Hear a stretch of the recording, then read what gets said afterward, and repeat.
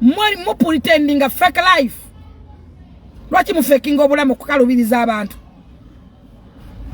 Why can you fake your life okalubiriza abalala abantu?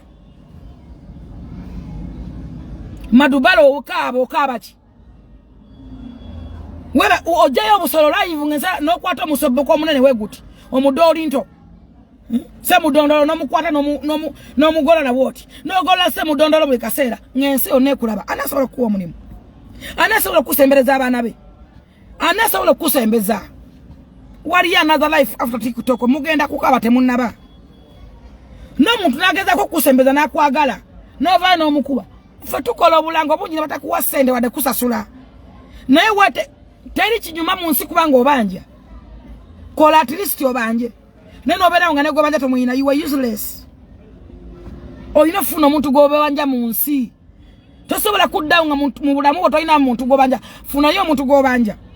At least oleme kubeera useless. Obulamu bonna bunyuma oyina gobanja. Obeera osuubira. Obuli akwodda kalango takuwadde muleke tomuyombesa tomuvuma. Naye abeteka ngene bakubamba sule. Abe kuningene bakubamba malewo. Nguningene kuba Miki omubanja ati. Miki kade kivulya kituse mwagala okumukuba. Miki yagula air ticket namba na akuza wana Uganda. Wala sande Dubai. Ngobala mubuganye bunako okaba. Ngaze bakusonera zolya. Abana abo bagundi bani ne bakusonera ticket ne basonde sene ngaze sona zolya. Miki naagula ticket. Ne mu family yonna tebali yagigula. Si mwana wa nyoko, si wa kitaawo, si wa jjajjawo. Miki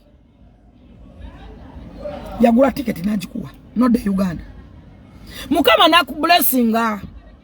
Notukira mu mikono emitufu ja NRM mama fina ba NRM. Munekerawo ku faking a life. Wanupu che yakuwa yakakadde. Mama fina sende tokaza yakuwa kaza mio. Mama fina yakuwa sende suka milioni ya 10 yaga. Abana bala bako milioni 5. Nzama nyi. Kino nchogera nchi kakasa china kobo kakafu. Mwala ko byali mu kamera yakuwa milioni suka milioni ya 10 yaga. Kwa sema nga kwa demeni oyo SBF media bimanyi. Ne kugamba mwana gwe soko kole business okusiko okuzimba nyumba. Kola business obadduka langa totulawo osubuzenga busubuza. Okole sente mu myaka 2 bagumogera zimya mama nyumba esinga neno. Wanda banga katala. Neba za Katonda njagula wisdom knowledge nze ni mukazi mugezi. Mukama yampa amagezi. Nakugamba sente ezizimbe nyumba zikola business. Business eyo nezimbe nyumba. Ate no sigala ngojina nekulisa no kulisa. Wagana. Wasalawo kutembea jise mudondolo jo. Bulobera kwa hivyo no gusongoroti, no guweweta, no guskambula, no gukolotya. Abakazi ni bakola batya. Kati okabachi. Boso kole yazise mudondo tasobola kuyamba. Mwema zake mikono mulika emikono mungama mubyekoledde. Miki yakuwa ekitanda kwa yali asula ekitanda kye ekyebbeyi. Miko oyo king of kankwasa. Gwenjogerako. Nakuwa ekitanda kye. You just appreciate them. Why can you quarrel, Gambano? Why can you cry? You are just crying for a crocodile tears. Those are crocodile tears. Because abantu bakwagala. Yisi makasa akola challenge mu kantuko. Nekagenda viral ensi yakwagala. Ngona ne osobola kulemera yobwere kebere bali kupapazi.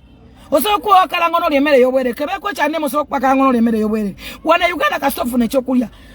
Kola. Echikanya abantu ne full figure. Ne ba president advisors abalala. Nze mmanyi kibaita source of income. Sipesingira ku government yoka, sipesingira ku advisor, no wembo ndi advisor chingana kamuna muna nansi gwange. Techingana kutambuza fruits zange mukubanga ndi advisor. Techingana kusala ndibota zange kusawa ezimbanyi nyuka. Namazo kusubuza abantu. Kati gwe noda kufulu figa novuma. Noda kufulu figa nojerega bwa tasoma. Gwe yasoma onsinga ki? Yasoma oyina ki?